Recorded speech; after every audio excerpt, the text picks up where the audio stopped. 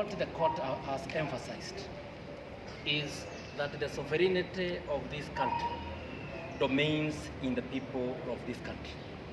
That it will not be a question where a few people sit in boardrooms and decide the destiny of this country. The court has in essence declared that the people of Kenya, Wajiko, who is overly informed, will be deciding on who is to govern them, who is to be their leader, without in essence considering the education qualifications, even though important. And the other most important thing is that Parliament was quick to address the question of degree qualifications, but they forgot a very important aspect, which is the values, and that is the issue of integrity, the issue of morals, and the issue of corruption. That there is no requirement on those areas, but the Parliament was quick to rush on the degree requirement. Therefore, we are saying, from where we start, that everybody in this country will be able to present him or herself to the people, and Wajiko will exercise that sovereignty under Article 1 of the Constitution and be able to decide on their leaders. Yes, SG. Thank you. Richard Kwonyi is my name, the MCA for Tindred in Nandi County and the Secretary General of County Assembly's firm. First, we want to appreciate the interventions by the judiciary, and we at this point want to continue confirming that there is independence of the judiciary, and the judiciary is doing a very good job in giving direction to matters that need interventions from the court. Today, there is a matter that we have been following up for the longest on the issue of the degree requirement, which was legislated on by Parliament as per the indication in the Constitution. And we are worried as members of County Assembly that more than 70% of our colleagues who are currently serving as MCAs and without degrees, and some even with diplomas, and a majority who have served before in the defunct local authorities, and people who have been voted for by the choice of the people, even against, having run against people who have degrees, who have diplomas, who have PhDs.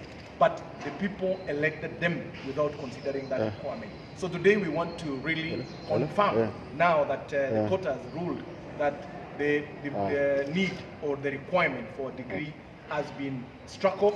It has been declared unconstitutional, null and void. So it is now clear that any member of the public, any resident of this country, anybody who has reached the age of 18 can contest for any seat in this country, and the choice is with the people to be able to decide on who they elect. And so for us, we want to confirm to the MCAs in this country and those who intend to run for any office, vote for MCA, Member of Parliament, and say for the presidency, that they don't need to have a degree for them to be able to contest. And we want to challenge the members of the public that here we are, and it is their choice. We are ensuring that their right to choice, their freedom of choice has been preserved, and it is at their level for them to decide who their leader is.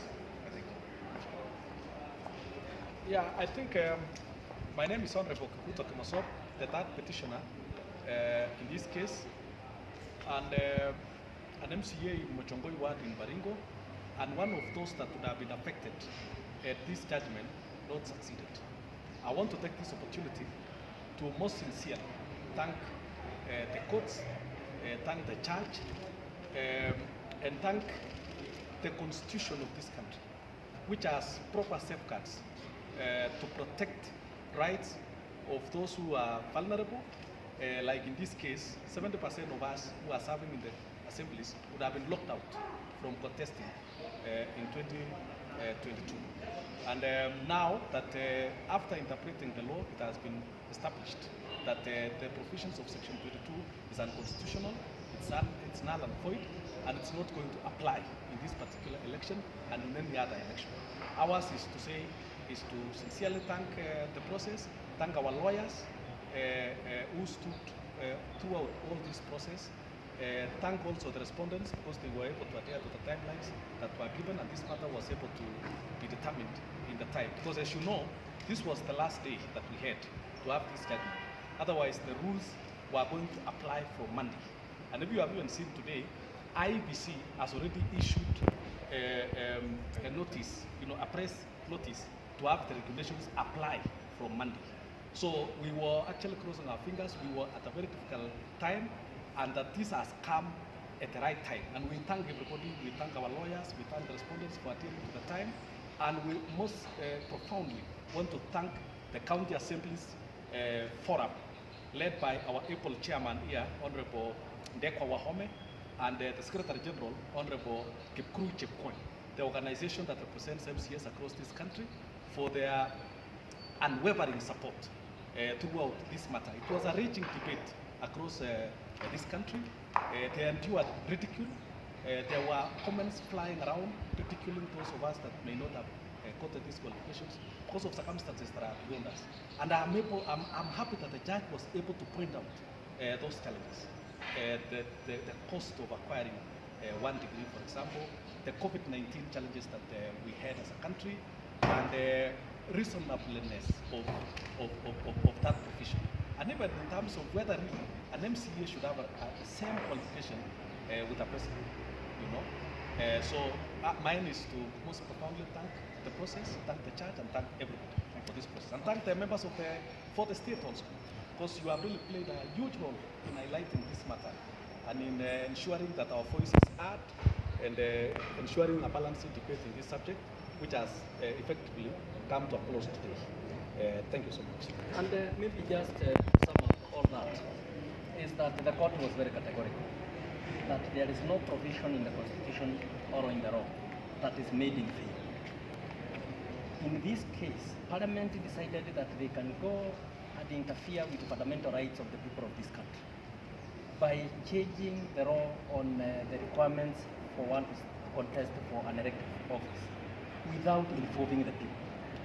The court has clearly and unequivocally rendered itself that the people are the fulcrum around which the laws of this country will be made, and that the people must be consulted, and that their voice must be heard. That Parliament did not consult the people through public participation. That was one of the major grounds upon which the court has declared Section 22 of the Elections Act as unconstitutional and as null and void ab initio of no effect nor consequence. And therefore, the people of Kenya should rest assured that when you have that call to serve the people, you just need to go to the people, and if the people give you the green light, then you go to serve the people and your country. Thank you. Yeah, Kipkuru Chepkwony. Secretary General. Kipkuru Chepkwony. Ilikuwa virtual. Yes.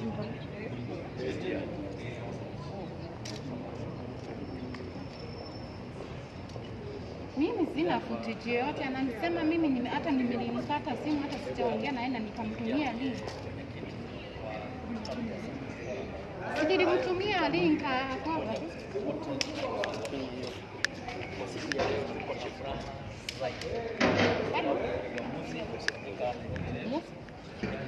Yes. Ni MCAs, ni all, entire. Ni MCAs, yes, it's entire. It's the course bond, yes. Then, nikutumie ka video wakiwa wanaongea hapa. Ama